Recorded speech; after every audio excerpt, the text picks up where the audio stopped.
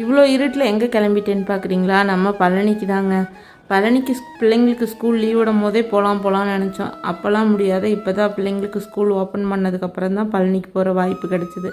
நம்மளாக நினச்சா எந்த கோயிலுக்கு போக முடியாது, அவங்க நினச்சா தான் நம்மளால் போக முடியும்.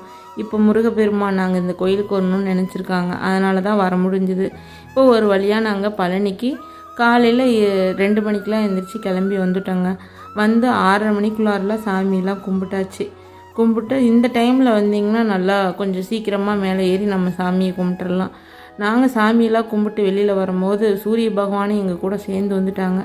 நல்ல வெயிலுங்க. இந்த வெயிலில் நிற்க வச்சு என்னை ஃபோட்டோ தான் எடுக்கிறாங்கன்னு பார்த்தா கடைசியில் வீடியோ எடுக்கிறேன்னாங்க. எனக்கு போதுன்னு சொல்லிவிட்டு இவ்வளோ தூரம் வந்துட்டு நம்ம கனகம்பட்டிக்கு வரலன்னா எப்படிங்க? அதான் கனகம்பட்டிக்கு வந்தாச்சு. கனகம்பட்டிக்கு வந்து ஐயா சத்குரு முன்னாடி இந்த மரத்துக்கடியில் நல்லா வணங்கிட்டு உள்ளார கிளம்பிட்டோங்க. விளக்கெலாம் போட்டுட்டு உள்ளார கிளம்பிட்டோம். எப்பயும் நாங்கள் வர டைமில் கனகம்பட்டியில் பார்த்தீங்கன்னா எப்பயுமே கும்பலாக இருக்கும். இந்த டைம் தான் ரொம்ப கும்பல் இல்லை. நாங்கள் ஞாயிற்றுக்கிழமை வந்தனாலவோ என்னமோ தெரியல, இங்கே கும்பல் இல்லை. அதனால் சத்குரு ஐயாவை நல்லா கும்பிட்டுட்டு அவங்க யூஸ் பண்ண பொருள் எல்லாத்தையும் பார்த்துட்டு நாங்கள் கனகம்பட்டியிலேருந்து கிளம்பிட்டோங்க.